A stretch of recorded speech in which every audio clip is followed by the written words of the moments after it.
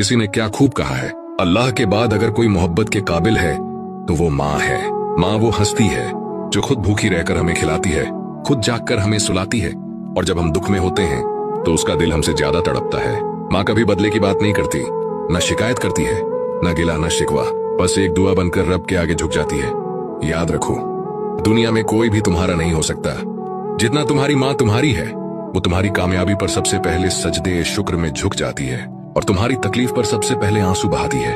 माँ अल्लाह की रहमत का वो साया है जो कभी तुमसे दूर नहीं होता, चाहे वो दुनिया में हो या पर्दा कर जाए, उसकी दुआ तुम्हारे पीछे चलती रहती है।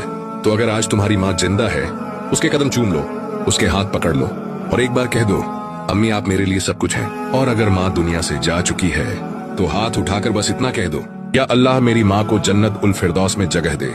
क्योंकि याद रखो, अल्लाह के बाद माँ ही वो हस्ती है जो औलाद के लिए आखिरी हद तक जा सकती है। फिर तुम्हें भी अपनी माँ से माँ की दुआ वो ताकत है जो तकदीर का रुख बदल देती है।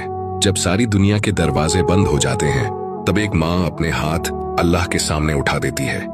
बच्चों के लिए जो मांगती है वो सिर्फ अल्फाज नहीं होते, वो किस्मत बन जाते हैं। माँ की आंखों के आंसू अल्लाह के यहाँ कभी जाया नहीं जाते।